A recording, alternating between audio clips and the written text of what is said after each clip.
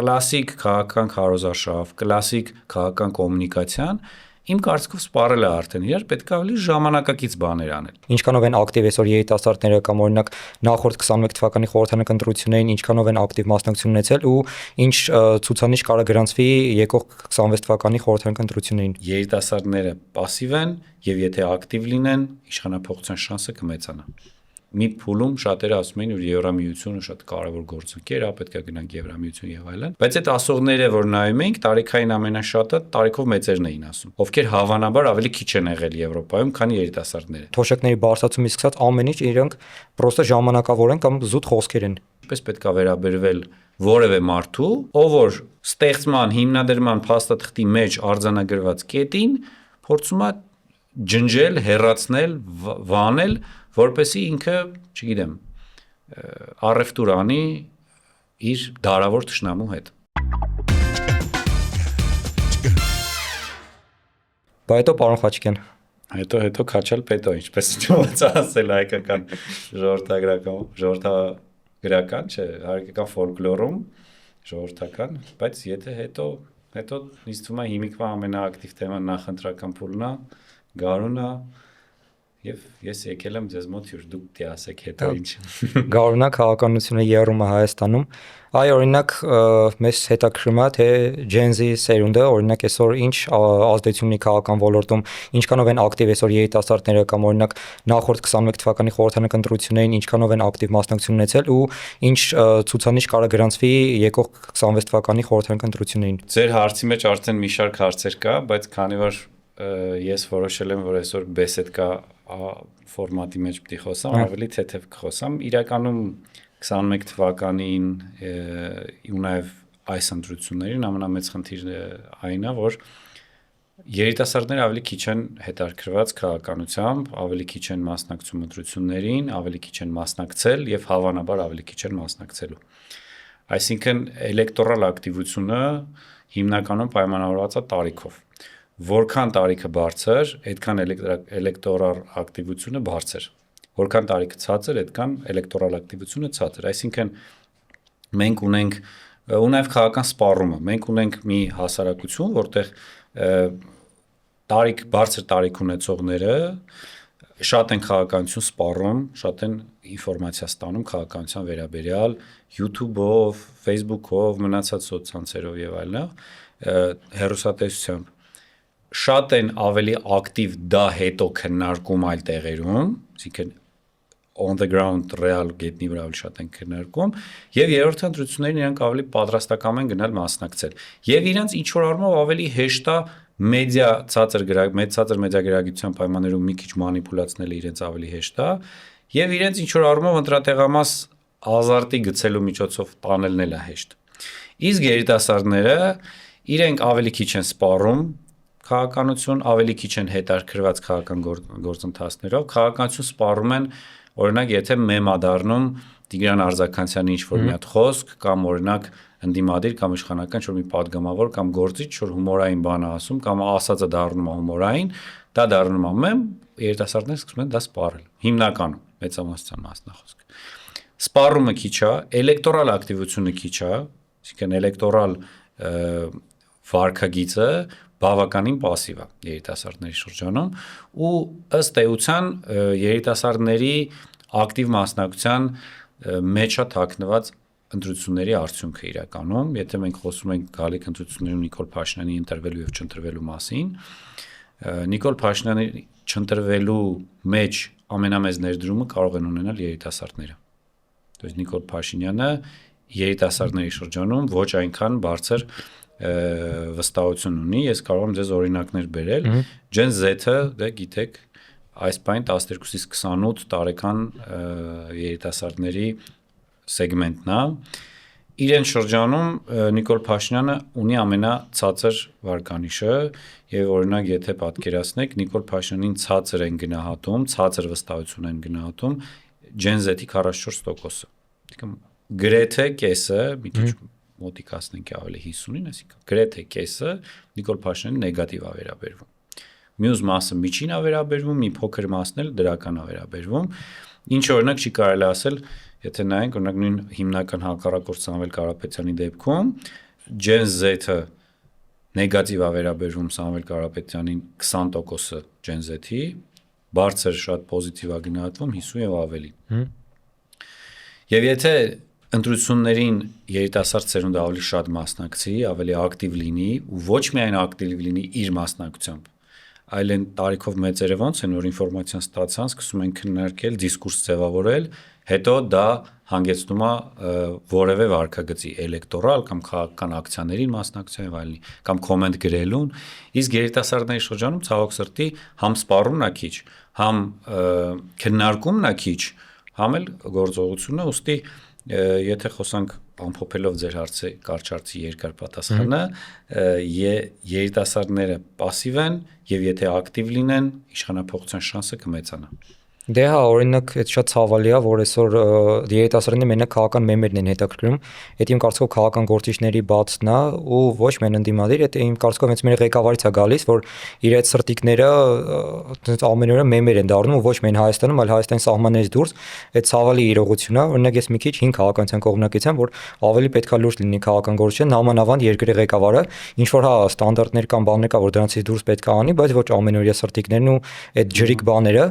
Այ օրինակ երիտասարդներին ինչ կարելի անել, ինչ տրենդներ կարելի անել ընդդիմությանը, որ օրինակ իրանք ընտրատեղամաս տանեն երիտասարդներին։ Օրինակ իմ շրջապատում ունեմ ընկերներ, որոնք չէին ուզում ընդհանրապես գնային ընտրատեղամաս, իրանք ասում էին դե գնանք չենք ուզում մասնակցենք։ Ես կարողացել եմ իրենց որոշ մասին համոզեմ, որ իրանց հետ էլ կգնամ անձամբ ընտրատեղամաս, որ իրենք գնան ընտրության մասնակցեն, որտեվ քիչ մասնակցելիությունը մենակ օգուտ է իշխանությանը։ Ինչ կարանք անենք երիտասարդների հետ։ Երիտասարդների հետ նախ երիտասարդներին պետք է հանգիստ թողնել, ինչ որ առումով, որովհետեւ գիտեք ամենսը ես էլ երբ որ հիմա ես ըստ ՄԱԿ-ի սահմանման, եթե չեմ մինչև 35 տարեկանն է երիտասարդը, ես դեռ համարվում եմ երիտասարդ։ Ստեղ էլ օրենքը փոխվեց, հա։ Հա, ես դեռ երիտասարդ եմ համարվում, բայց ավելի, այսպես մի քիչ ավելի երիտասարդներին պետք է հանգիստ թողնել եւ հիմնականում ես էլ եմ հիշում, որ ճնշումը շատ է ու բոլորը դու քո համար ապրում ես, բոլորն ասում են, այ ձեր սերունդը բան մեծ, ես էլ եմ հիմա ասում, Gen Z-ից մեծ սպասելիք ունեմ, դա երևի մի քիչ շատ ճնշող է։ Ուռճացված է, հա։ Հա, չէ, ուռճացված չի, ուղղակի Gen Z, երբ որ մարդը գիտի, որ իր նկատմամբ մեծ ակնկալիքներ կան, ինքն ավելի լարվում է, հանկարծ սխալվի կամ ասում է, ինչ անեմ, որ դրական լինի իմ արածի արդյունքը։ Ինձ թվում է, որ երիտասարդները պետք է փորձեն հեռուն նայել, հասկանալ, որ իրենց ակտիվությունը, пассивությունը, իրենց գործողությունը կամ անգործությունը որոշելու է գալիք տասնամյակը։ Այսինքն այն թե դու ինչպիսի ապագա ես ուզում ունենաս քո երկրում, դա որոշում է քո ընտրության գոնե մասնակցությունը։ Որտեվ եթե դու չես գնում ընտրության, դու թողնում ես, որ ուրիշները քո փոխարեն որոշեն քո ապագան։ Իսկ քո ապագա որոշելը դա թվում է թե շատ տենց բան է, պաթետիկ է, քո ապագան բանը, ընտրությունների մի հատ բժիշկով ինչ է որոշում, բայց ոչ։ Դա իսկապես որոշում է, իսկապես դու հետո քո որոշմանը պետք է տեր լինես ու հասկանաս, որ դու սխալվել ես կամ դու ճիշտ որոշում ես կայացրել, որովհետև հիմա հատկապես այս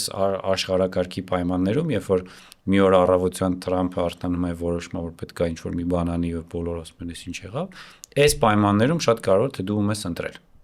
Թե դու ում ես քո ձայնը տվել, իսկ ժողովրդավարության իմաստը հենց դա է։ Ժողովրդավարությունը, ժողովրդի իշխանությունն է, ընտրական մեխանիզմի միջոցով ու դու պետք է քո քաղաքացիական պարտքը կատարես։ Իդեպ կան օրինակ երկրներ, որտեղ ընտրություններին չմասնակցելը հարկ է ձևավորում։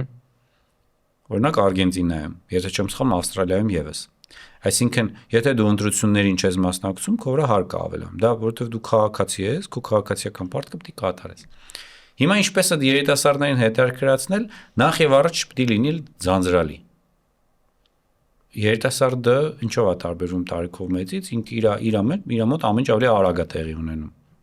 Եթե օրինակ տարիքով մեծերը պատրաստ են մի ամբողջ թերթը բացել, դանդաղ կարդալ, երիտասարդները ավելի քիչ հակված են դրան։ Ես ձեզ նաև ընթացքում օգտվելով հետազոտական տվյալներից ցույց տամ ձեզ ուրեմն Gallup, ամերիկյան Gallup ընկերությունը Gen Z-ի հետ կապված առանձին հետազոտություն ունի արված եւ մի հետաքրքիր բան կա, որ Gen Z-ը ամենակիչն է կարդալու հետ կապված հետաքրքրվածությունը շատ ցածր է եւ 35%-ը Gen Z-ի ասել է, որ ինքը չի սիրում կարդալ։ Այսինքն առնվազն ամեն երրորդ Gen Z քաղաքացին Հակված չի սիրում կարդալ։ Բայց օրինակ տարիքով մեծերը կդնեն այս քաղաքական մի երկար հոդված կամ ինչ-որ բան կդնեն կարդան։ Հիմա այդ ինչ նշանակում, որ պիտի հետաքրքիր լինի։ Քաղաքականությունը պետք է հետաքրքիր լինի, ոչ թե ձանձրալի երկար ելույթներ, երկար խոսակցություններ, այլ պետք է արագ, ինտենսիվ, տենց ճկուն հումորով լի, բոցերով լի բան լինի, խոսակցություն լինի, հակառակ դեպքում դե արի դիր ծանր թեմաներից խոսել։ Դե այդ մեմերն էլ է պետք, որտեղ օրինակ ոնց էր Ամերիկայում ընտրությունների ժամանակ Բայդենի լեզվի սայթակում արեց ու դրանից Թրամփ օգտվեց ու բանը աղբատար մեքենայով գնաց քարոզարշավի հաջորդ օրը։ Դե հա, մեմերն էլ են լավ, պրոստը նորմալ է, որ Տիգրան Արձականյանին բոլորը ճանաչում են, նու երիտասարդների մեծամասնությունը ճանաչում է, բայց կան օրինակ նախարարներ, Վազգեն Մանուկյանը օրինակ։ Հա, կամ ասենք այս երկրի անկախության մեջ ներդրում ունեցած մարդիկ, ում երիտասարդներ չեն ճանաչում։ Մի քիչ անարդար է, էլի։ Բայց այդ չեմ ասի, որ դա օրինակ նույն Վազգեն Մանուկյանի խնդիրն է, որ իրան չեն։ Համ իր խնդիրն է, որ ինքը պետք է մի քիչ ավելի ժամանակակից, ավելի ժամանակակից տեխնոլոգիաներով համեմված բաներ անի։ Ինձ թվում է ուղղակի մարդիկ արթնանում են եւ սպասում են ինչ ալ քաղաքականությունը սպառում են որպես սերիալ, ես այդ միշտ ասում եմ, քաղաքականությունը դա այդպես ծանր բարդ բան չի ընկալվում մարդկանց, կարող է ես մասնագիտությամբ քաղաքական ռազմական սոցիոլոգ եմ, միգուցե իմ համար դա ծանր է կամ ձեր մասնագիտությունից ելնելով, բայց մարդիկ արտանում են տենան այսօրվա հերոսը ինչ անում, որտեղ գնաց, ինչ արավ, ով շփրտեց բան շիշ, ով վատ կոպիտ խոսած, լրագրողը այս մեկի պորտը տեղը դրեց։ Այսինքն էդ է հետաքրքիր։ Այսինքն ինքը էքշնն է հետաքրքիր ու կարևոր է թե այդ քաղաքական էքշնները օրվա ընթացքում ինչքան հետաքրքիր են, որ մարդը դիտի։ Ու իմ կարծիքով հենց այդ է խնդիրը, որ կլասիկ քաղաքական քարոզարշավ, կլասիկ քաղաքական կոմունիկացիան իմ կարծիքով սպառել է արդեն իրար, պետք է ավելի ժամանակակից բաներ անել։ Օրինակ,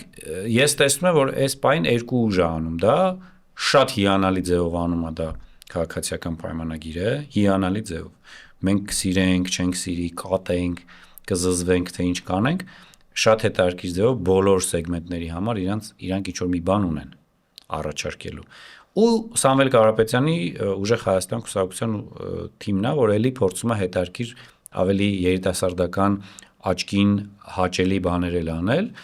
Մյուսները ավելի կլասիկ քարոզարշավի մեջ են, մամուլի ասուլիս, հարցազրույց, Facebook-յան գրառում, ուղերձ, հայտարարություն, հոդված, այդ նույն բաները իշքան կարելի ասել։ Չէ, Ռոբերտ Քոչյանը ոնց որ արդեն ակտիվացել է Գագիկ Ծառուկյանն էլ իրենք արդեն շրջաններ են գնում քաղաքացիների հետ հանդիպումներ։ Ես ձեզ ասեմ Գագիկ Ծառուկյանն ամենահետաքրքիր կերպարն է, հա։ Մանավանդ գյուղերում ինքը լավ արդեն կարա գրանցի։ Այո։ Գագիկ Ծառուկյանը ոնց կա ինքը այդպես ներկայանում է։ Գագիկ Ծառուկյանը օրինակ որ տեսել եք մի հատ վիդեո կա, որտեղ Գագիկ Ծառուկյանին ասում են արի բլոտ խաղան։ Հա, գնաց խաղաց, հա։ Ակնոցներս էս դնում է, այս բլոտը։ Ինքը ոնց կա, այդ տենց պահում է իրան, չի փորձում չոր տենց բան անել։ Գրազի վրա խաղացի։ Հա, ու ինքը այդ տեսակ մարդը ու տենց էլ իրան պահում է։ Իմ կարծիքով այդ ավելի ժողովրդին մոտ է դիրքավորում իրան ու այդ աշխատող տարբերակ է։ Մինչդեռ որոշ ուժեր էլ շատ տենց բանով շատ sense solid ինչ որ տուն խոսում են մամուլի ասուլիսանանում, որը նայում են միայն իրանց հետևորդները։ Հա, իրանց սեգմենտ։ Այդ տեսանկյունից Նիկոլ Փաշինյանն էլ է շատ լավ անում։ Այսինքն ինքը գնում է փողոցներով, գնում է մարդկանց տները, երբեմն նաև, այսպես ասած, մարդկանց ներվերը խախտում են մարդկանց տուն, տենց միգուցե այդքան երջանիկ չեն իրաց տուն։ Հա, Զանավեսկից այդ քարտեզն է կախում։ Հա, օրինակ, չգիտեմ էլի, Զանավեսկից ով է քարտեզ կապում, Զանավեսկի չէ, վարակույրը նախատեսված է իմ կարծիքով բացելու եւ փակելու համար էլի։ Ուրիշ ֆունկցիա իրա վրա այդքան էլ դժվար է պատկերացնել, բայց ինքը ինչ անում, ինքը ժողովուրդը մենք որ Դիլիջանի ոլորաններով անցնում ենք, բոլորս այդ կուկուրոզը տեսնում ենք, ուզում ենք մի հատ փորձենք։ Կամ օրինակ, ամենտեղ իրա գնդունիքի մոտ բոլորս մի հատ մտնում ենք, մի հատ քաղցր բան ենք վերցնում։ Այսինքն ինքը անում է բաներ, որ հասարակության ավելի մոտ լինի։ Այսինքն մարդը տեսնի, որ այս սա 4 հոգի են կամ 5 հոգի են, այս մեկը իմ նման է։ Այսինքն մարդը փորձում է իր նմանին փնտրել եւ գտնել, իսկ այն քաղաքական գործիչները, ովքեր փորձում են հասարակության ավելի մոտ լինել իրենց վարքագծով, իրենց խոսքով, իրենց պահվածքով, իրենց ջրիկությամբ ու լրջությամբ, այդքան իրենք ավելի մեծ շանս ունեն հաջողելու։ Իսկ նրանք ովքեր որ այ իմ նման տես գալստուկը sense դնում են ու sense նստում սկսում են խոսել, դա շատ կլասիկ է։ Եթե օրինակ հիմա ես sense խոսում եմ, ես քաղաքական կուսակցության անդամ չեմ, քաղաքական նախընտրություն ինչ որ բան չունեմ, էլի, ընտրություններին մասնակցելու ցանկություն այս բան չունեմ, ուստի իմ համար օքեյ է, բայց ընդհանուր առմամբ մարդիկ այդ սոլիդությունից պետք է մի քիչ դուրս գան, մի քիչ ավելի առօրյա, ավելի հետաքրքիր, ավելի ջրիկ։ Այո։ Հա, օրինակ Թիֆլիսի քաղաքապետ Կախակալաձյանն ինքը ճիշտ է նախկինում ֆուտբոլիստ է եղել, բայց այսօր իր հիմնական կերպարը իր այդ հակնվելու հակուկապի մեջ է, հա, ինքը մոդա է թելադրում, որ ես շատ եմ հետևում, ինձ հետաքրիր է այդ մոդան ֆեշնը, շատ հայտնի դիզայներներ իրանք դնում են վերլուծում են Կախակալաձյանի հակուկապը ու ասում են, որ ինքը ինչ որ միտեղ նաև կարող են նորարարություններ մտցնի, ինչ որ քանի ոճեր խառնի իրար ու այդ քաղաքական դաշտում իրան ավելի օգուտ է բերում, ինքը մենակ ռեյտինգը բարձրացնում է դրանով։ Հիմա Ռասուր բիսեդկայում ենք հələ ասեք տեստեմ ով կա որ շանս ունի օրինակ տենց ֆեշնով հետաքրքրություն առաջացնելու Հայաստանի քաղաքական ուժերի Հայաստանի քաղաքական գործիչներից օրինակ ինչ չի թող Նիկոլ Փաշինյանի այդ վատ չէ, շատ անճաշակ է, հա, Փաշինյանը անկեղծ ասած մեր քաղաքական գործիչները այդքան լավ չեն հագնվում։ Ծառուկյանը կարող է, բանով, բայց ոչ ֆեշնի որոշակի ասած ասած նիշայի համար։ Դե չեմ կարծում որ իմ սերնդի համար այդ պիտոնից կոժից կուրտկեն արդեն այդ ինչ որ մոդայիկ բան է։ Որոշ սերնդի համար կոկորդիլոսի կաշին։ Հա, իմ հորեղբայրների համար դա մոդայի վերջին ճիճն է, հա։ Բայց ոչ իմ համար, հա։ Բայց ու իսկ մյուսները ավելի կլասիկ են, չէ՞։ Հա։ Ֆեշնով ոչ մեկ աչի առանձնանում էլի։ Դե դա նաև։ Դու ինչ որ բանով պետք է առանձնանաս որ քեզ հիշեն։ Հա, հա։ Եթե դու ինչ-որ ոչ մենակ խոսքով հիմա բոլոր նույն բաներն են ասում։ Հա, օրինակ նույն կախային իր ոճով հաստատ հիշելու են։ Ինքը դուրս էլ գա քաղաքականությունից, մեկը ինքը որպես կերպար հիշվելու է։ Հետո դե կախան շատ լավ ֆուտբոլիստ է եղել։ Հա, Միլանում 2 չեմպիոնների լիգա հաղթեց։ Այդ Վրաստանում երևի չգիտեմ, էլ ոչ մեկ չի անի։ Վրաստանում Կվարացխելյան մյուս շանս ունի։ Հա, մի հատ հաղթեց։ Իսկ Հայաստանում Մխիթարյանը, բայց ցավոք սրտի մենք Մխիթարյանին մենք չէ։ Ֆուտբոլի ֆեդերացիան Մխիթարյանին շատ անհարմար իրավիճակի մեջ դրեց։ Հա, բայց մեղադրելու չի Մխիթարյանին։ Մեղադրելու չի ընդհանրապես Մխիթարյանը կամ Լևոն Արոնյանը մեր երկրի սպորտային քաղաքականության պատկերն են։ Այսինքն ունենալ համաշխարհային մասշտաբի սպորտսմեններ Լևոն Արոնյանն է, Հայրիկ Մխիթարյանն է, միջազգային մակարդակի բարձր կլասի սպորտսմեններ են, մարզիկներ են։ Եվ երկուսին էլ այնպիսի պայմաններ ստեղծել, որ երկուսն էլ ասեն դե թողենք գնանք։ Ունես չի որ նախկին իշխանությունների ժամանակ իրանց չգիտեմ ինչ էին ամեն դեպքում հարգալից վերաբերմունք էին ցուցաբերում, մարդիկ նորմալ իրանց գործը անում էին, լավ եւ վատ կողմեր էին լինում։ Իսկ հիմա այն պայման ստեղծվեց, որ պատկերացրեք Հերիկ Մխիթարյանի պիկը չնայած Դորտմունդի Բորուսիայում էր երևի, բայց հետո հիմա Ինտերում այդ կարգի դիրիժոր ունենալ, իսկ իմ կարծիքով Հերիկ Մխիթարյանը կենտրոնական կիսապաշտպանի դիրքում դիրիժոր է, խաղ կառուցող է, խաղի առանցք է, թիմի առանցք է, ու այդ ֆուտբոլիստին չներառել կամ այնպիսի մի միջավայր ստեղծել, որ մարդը թքի գնա, էլի։ Նույնը Լևոն Արոնյանի դեպքում։ Լևոն Արոնյանը ինչ ոդքասթներից մեկում այդ մասին ասել է։ Հա, հաղթեց Կասենին։ Հա, դե ու դա ինչ Ջենզին նայում է ինչա մտածում։ Ջենզին նայում ասում է դե թե սպորտսմեններին սենց են վերաբերվում, անպատասխան հետևություններ է անում։ Այսինքն պետությունը պետք է մարդկանց համար պայման ստեղծի։ Դուք ո՞ր ֆակուլտետում եք սովորում։ Քաղաքագիտություն։ Ահա։ Ժան-Ժակ հիմա ես հարցեր տամ։ Ժան-Ժակ Ռուսոյի հասարակական դաշինքը գիտեք, չէ՞։ Այդքան լավ ծանոթ չեմ։ Դրա իմաստը է նա, որ պետությունը ինչի համար է ստեղծված։ Ու ոնց է որոշվել, որ դրուկ պետություն պետք է լինի։ Պետությունը եւ քաղաքացիները իրանք հասարակական դաշինք են կնքում, որ պետությունը ստանձնում է անվտանգության ապահովումը ու այդ մարդկանց ընդհանուր խաղ իրանց գործը անելու իրավունքն ու հնարավորությունն է ապահովում, իսկ քաղաքացիները իր հարկերից մի քիչ տալիս է պետությանը ժամանակի, չգիտեմ, բերքի 1/10 տալիս էր կամ չգիտեմ, տարբեր հարկատեսակներ, որ այդ պետությունը ապահովի իր անվտանգությունը։ Հակառակ դեպքում ցեղերով մարդիկ կֆրֆրան, ոչ մեկ անվտանգության կարիք չի լինի ու հարկ տալու կարիք էլ չի լինի։ Հիմա այս կոնցեպտում պետության իմաստը մարդկանց համար պայման ստեղծելն է։ Անվտանգ միջավայր, իրենց գործը լավ անելու հնարավորություն, մինչդեռ ցավոք սրտի այս պետությունը չի ստեղծում դա։ Այս պետությունը ձախողել է պետության հիմնական ֆունկցիան։ Այսինքն ինքը չի ստեղծում այնպիսի միջավայր, ու ցավոք սրտի դա անկախ հանրապետության ամբողջ ընթացքին է վերաբերվում, ոչ միայն, հատկապես վերջի շրջանին։ Որտեւ եթե միջև այդ անվտանգությունը լավից վատից կարգավորված էր, այս 2020 թվականի պատերազմը ցույց տվեց, որ դրանից հետո խայտառակ վիճակ անվտանգություն։ Այսինքն ինչ է ալնում, չի ապահովում միջավայր, մարդիկ շատերը թողնում գնում են։ Մարդիկ ես դες հետարքիր փաստ ասեմ, Հայաստանում ծնելիությունը ռեկորդային ամենացածրն է եղել 2025 թվականին հաշվետու տարվա ընթացքում։ Նոր անկախ հանրապետության ամբողջ ընթացքում մարդիկ պետք է մոտիվացիա ունենան, հետարքություն ունենան իրենց երկրում ապրելու, արարելու, միջդեռ պետությունը այդ միջավայրը չի ստեղծում։ Ու դա նաև ինձ թվում է Gen Z-ի վրա լավ ազդելու է նեգատիվ իմաստով։ Այո, ունեք խոսացինք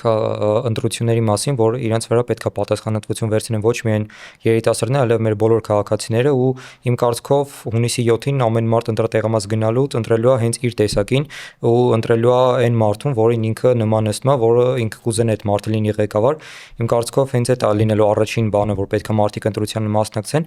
Ու մենք խոսացինք Ամերիկայի Ղելլափից, հիմա վերադառնանք Հայաստանի Ղելլափին, այսօր օրինակ մեր նկարանման հենց օրը Ղելլափը հարցումներ հրապարակել ու ըստ հարցման արդյունքների առաջատար կուսակցությունը այդ ԿՊ-ներ, իրենց հետո գալիս էր Սամվել Կարապետյանի Ուժեղ Հայաստանը, հետո ԲՀԿ-ն ու Հայաստան Դաշինքը ու ինչքանով դրանք ճիշտ են, արդյոք նայն ինչ են հասկանալու այդ հարցումներին, այսինքն պլյուս մինուս ինչքանով են մոտ իրականությանը, որտեվ եթե անկեղծ ես այդքան չեմ հավատում դրա իրական լինելուն։ Շատ լավ հարց է, ուրեմն ասեմ պաշտոնապես հայտարարը, որ Հայաստանում ցավոք սրտի ամեն մի բիսեդկա կամ կրպակ իրան իրավունք է վերապահում սոցհարցման արդյունք հրապարակել կամ սոցհարցում անել, բայց մնացած այդ ընտրությունների մնացած ընթացքում իրանք ոչ բանով չեն զբաղվում, սա իհարկե Ղելափին չի վերաբերվում, բայց այդ MPG-ին, որը Ղելափ ասոցիացիայի անդամ է, դա MPG ընկերությունն է, դա Ղելափը չի, էլի, դա այդ ասոցիացիայի անդամ մի կազմակերպություն է։ Ցավոք սրտի հիմա շատ հաճախ եմ ես տեսնում տարբեր հարցումներ ու տարբեր հարցման արդյունքներ շատ տարբեր հարցերով, շատ տարբեր ձևակերպումներով ու շատ տարբեր արդյունքներով։ Մինչդեռ քաղաքական սոցիոլոգիան եւ սոցիոլոգիական հետազոտությունը դա մոտավորապես բժշկական հետազոտությունն է։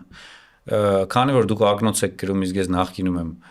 տեսողական խնդիր ունեցել, ասեմ, չի կարող մեկը չափել ձեր աչքը, ասի որ դուք -2 տեսողություն ունեք եւ մի ուրիշ սարքով չափեն, ցույց տան որ դու -5 տեսողություն ունեք։ Կարա -2-ը լինի -2.25, -2, -2.5, չէ՞, այսինքն տատանումը ողջամիտ կա յուրաքանչյուր հետազոտության մեջ կա ողջամիտ տատանման հնարավորություն։ Հիմա սոցիոլոգիայում կա ընտրանքի սահմանային սխալի գործակից, որը հիմնականում +-3 է լինում։ Ձեր նշած հետազոտությունը բավականին մոտ է իրական պատկերին։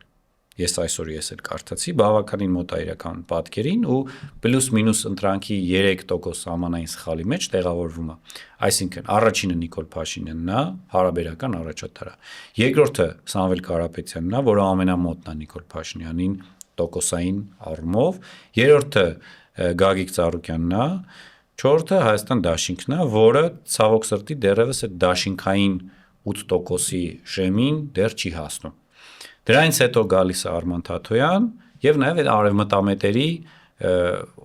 համակցություն, եթե որևէ ձև ունենք, Արամ Սարգսյան, Գուրգեն Սիմոնյան, Արման Բայց այսօր ոնց որ դոգներ։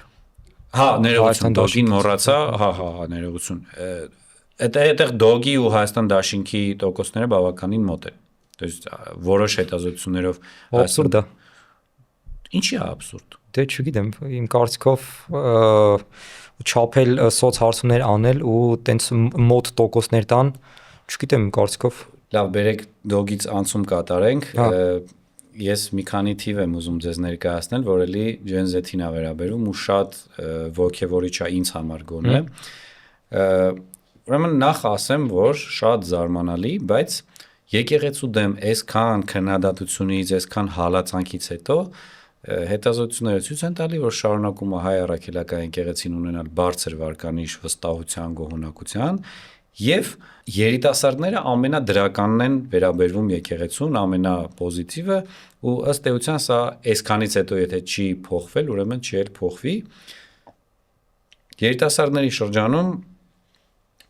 մինչև 28 տարեկանների Gen Z-ի շրջանում 93%-ը միջին կամ բարձր է գնահատում եկեղեցու գոհունակությունը։ Իսկ օրինակ տարիքով մեծերի շրջանում եկեղեցու նկատմամբ վերաբերմունքը որոշ շրջանակներում արդեն ավելի բացասական է։ Ինձ համար շատ կարևոր ցուցիչ է, որ երիտասարդները շատ ավելի սեր, վստահություն, գոհունակություն ունեն հայ առաքելական եկեղեցու նկատմամբ ու այս նույն տիպի հարց, երբ որ տալիս ենք ազգային արժեքներ, ազգային ինքնություն եւ այլն այս թեմաներով, երիտասարդները ամենաշատն են կարևորում ազգային հարցերը։ Այս ինձ թվում է շատ մեծ հեռանկար է Gen Z-ի համար, այսա որ մի քիչ պարտավորեցնում է Gen Z-ին դրսևորել այդ ամեն ինչը։ Նաև կարող եմ մի քանի տվյալ եւս ասել, օրինակ հետաքրքիր է, որ եթե նայենք հարցին, թե որ երկրի հետ կամ որ դաշինքի հետ պետք է Հայաստանը ռազմադաշնակցային հարաբերություններ ձևավորի, ամենաշատը Gen Z-ն ասում է Ռուսաստան ու ԱՄՆ։ Ու եթե Ռուսաստան այլ սեգմենտներում ավելի շատ են նշվում, երիտասարդների շրջանում Ռուսաստանը ավելի քիչ է նշվում։ Այսինքն Ամերիկան երիտասարդների մոտ առաջատար է։ Ամերիկան հավասար է Ռուսաստան ԱՄՆ-ն երիտասարդների մոտ, բայց մյուս սեգմենտների հետ համեմատած տարիքային ԱՄՆ-ն ամենաշատն է։ Այսինքն երիտասարդների շրջանում սերն առ ԱՄՆ մի քիչ ավելի մեծ է։ Ոնց American Dream-ն է, հա, երևի։ Միգուցե ինձ թվում է միշտ ընդհանրապես արտաքին գործոնների, արտաքին դերակատարների նկատմամբ վերաբերմունքը հիմնականում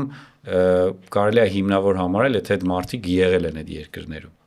Օրինակ հիմա շատերը ասում են մենք պետքա մի փուլում շատերը ասում են որ Եվրամիությունը շատ կարևոր գործոնքեր է, պետքա գնանք Եվրամիություն եւ այլն, բայց այդ ասողները որ նայում ենք, տարիքային ամենաշատը տարիքով մեծերն էին ասում, ովքեր հավանաբար ավելի քիչ են եղել Եվրոպայում, քան երիտասարդները, բայց իրանք ավելի շատ էին ասում Եվրամիություն, որովհետեւ իրենք ավելի շատ էին այդ մեդիա քարոզի ազդեցության տակ եղել, որ Եվրամիությունն է մեր միակ հույսը, միակ շանսը եւ այլն։ Չնայած անձամբ ես կարծում եմ մեր միակ շանսը սեփական ուժերին ապավինելն է ու բալանսավորված քաղաքականությունն է։ Ամեն դեպքում մարդկանց մեջ կա այդ միտումը փրկիչ գտնելու, փնտրելու, գտնելու մասը, որովհետեւ կամ ուզում են փրկիչ տեսնել Ռուսաստանին, ԱՄՆ-ին, Եվրոպային, Իրանին, ինչ որ մի այլ երկրին, կամ օրինակ Նիկոլ Փաշինյանին, Ռոբերտ Քոչարյանին, Սամվել Կարապետյանին, ոչ ոք եւ ոչ մի երկիր փրկիչ չի։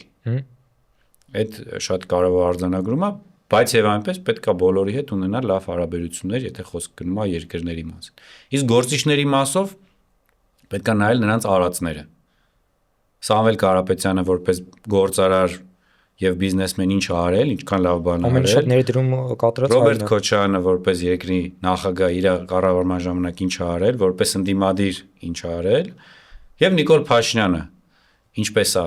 թույլ տվեք անձնական իմ կարծիքը ասել, տապալել երկրի կառավարումը, անվտանգությունը, Արցախյան հիմնահարցը եւ նաև ցեղասպանության միջազգային ճանաչման հարցը, եւ ես կուզեմ հենց երիտասարդները հուսամ ավելի շատ են նայում ձեր ոդքասթը, այս մի կարևոր ուղերձ ասեմ, ուղերձը չնայած շատ վեհաշուկ է անցում։ Այս երկրի անկախության հիմքում անկախության հռչակագիրն է։ Հայաստանի Հանրապետության անկախության հռչակագիրը։ Անկախության հռչակագրում երկու առանցքային կետ է սահմանված, թե այս երկրի նպատակը, հիմնական ուղղությունը ինչ պետք է լինի։ Առաջինը Արցախի հիմնահարցն է, Արցախի ինքնորոշումն է, Արցախի ճանաչումն է, երկրորդը ցեղասպանության միջազգային ճանաչումն է։ Այս գործող իշխանությունները այդ երկու կետին է ուժեղ խփում են։ Առաջինը գնացին եւ Արցախը դե ինչպես ստացվեց, բոլորս տեսանք, որ Արցախը կորսված է, արցախցիների վերադարձի հարցը խիստ կասկածելի վիճակում է, եւ երկրորդը ցեղասպանության միջազգային ճանաչումը ամեն կերպ փորձում է երկրորդ պլան 10-րդական պլան մղել, եւ ավելին ցեղասպանության թանգարանի տնօրենը, որ խոսում է Արցախի մասին կամ ինչ-որ թեմայի մասին, փորձում են դա մինիմալացնել եւ կանխել։ Ինչը նշանակում է, որ այս երկրի ստեղծման փաստաթղթի հիմքում, հռչակագրի հիմքում ամրագրված երկու կարևոր կետ, իրանք փորձում են, այսպես ասած, ջրել։ Ինչը վառ ապացույցն է, ինչպես պետք է վերաբերվել որևէ մարդու, ով որ ստեղծման, հիմնադրման փաստաթղթի մեջ արձանագրված կետին փորձում է ջնջել, հեռացնել, վանել, որպեսզի ինքը, չգիտեմ, առևտուր անի իր դարավոր թշնամու հետ։ Հա դե բնական է երիտասարդները իմ կարծիքով լավ էլ հասկանում են, ես էլ ինչքան շփվում եմ, բոլորն էլ գիտակից մարդիկ են ու հասկանում են, որ Արցախը մեր անվտանգության երաշխավորներ ու առանց Արցախի այսօր Հայաստանը որոշ չափով էլ չէ ահագին տենց ինքը խոցելի է դառնում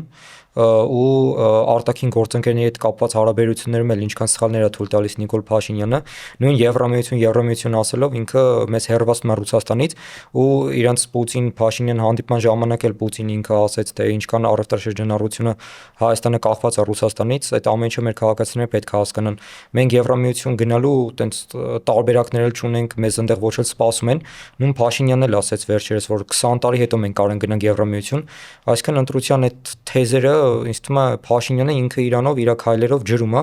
ու ընտրատեղամասեր գնալուց մարդիկ հենց այդ էլ թող հասկանան, որ Փաշինյանի խոստումների մեծ մասը ու նախընտրական քարոզարշավը իրանք սուտ են ու փուչ են, նույն թոշակների բարձրացումից սկսած ամեն ինչ իրանք պրոստը ժամանակավոր են կամ զուտ խոսքեր են։ Շատ համաձայն եմ ու քանի որ մենք բիսեդկայում ենք, բիսեդկում կա չէ, այդպիսի սկզբունք, որ մարդ ինչ խոսում է, իր խոսքին պիտի տեր լինի։ Եթե խոսքին տեր չի լինում, ինքը կամ խնդրով մարդ է կամ լավ մարդ չի, էլի։ Ու տղամարդը հատկապես թողիզներեն բոլոր կանեք, տղամարդկանց մեջ է բիսեդկեն հատկապես սահմանում, որ այդ մշակույթը։ Հա, էլի, որ ոնց որ մարդ պիտի իր ասածին տեր լինի։ Եթե խոսքի տեր մարդը մարդ է, լավ տղա է, լավ անձ է, իսկ խոսքին տեր չլինողը պարբերաբար ինքը վատ անձ է, վատ տղա է, վատ մարդ է։ Հիմա եթե ցենց նայենք, մարդը խոստացել էր